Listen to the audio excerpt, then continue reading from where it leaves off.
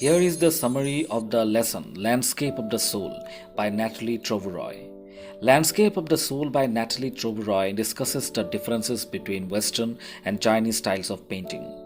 She uses two interesting stories to introduce these styles. First, she talks about the last painting done by Chinese master painter Wu Daozi. Wu Daozi lived in the 8th century. His last painting was commissioned by Emperor Huanzong of the Tang dynasty.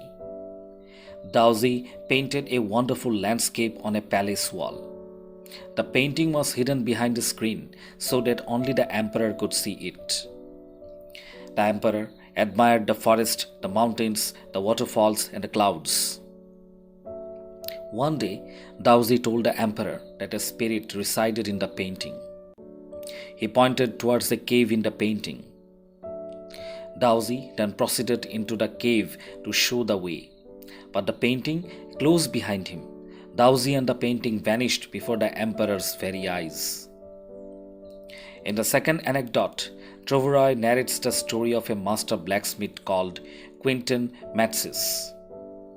Quentin fell in love with a painter's daughter, but the painter would not accept him on account of his profession. So, Quentin snuck into the painter's studio and painted a fly on his latest panel. The painting was so real that the master believed it to be a real fly.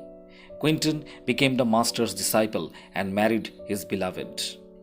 Having narrated these stories, Trouveroy now details the painting traditions behind them. The Western tradition rests on creating a perfect imitation of the actual world.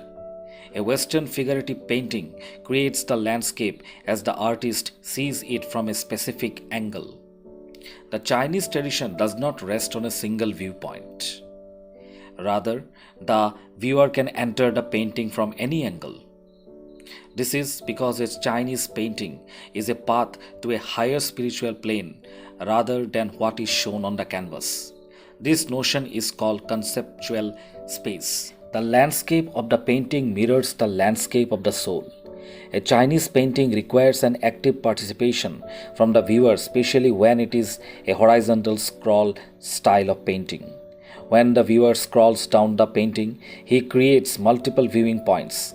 The painting is not fixed, rather it shows different landscapes as the reader moves from the beginning to the end. This is called shan shui.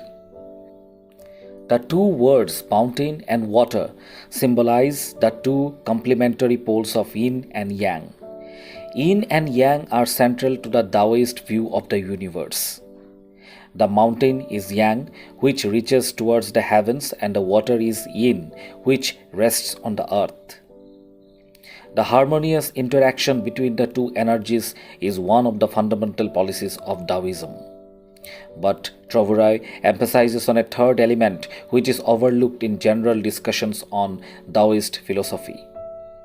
This third element is the middle void, where the interaction between yin and yang occurs. We find a parallel of this concept in the Indian yogic practice of pranayama. The void is reflected in the white, unpainted space of Chinese painting. In human terms, man becomes the void, the conduit between the universe and the earth. He is the eye of the landscape who can make sense of the landscape and become an essential presence inside of it if he so desires. Thank you.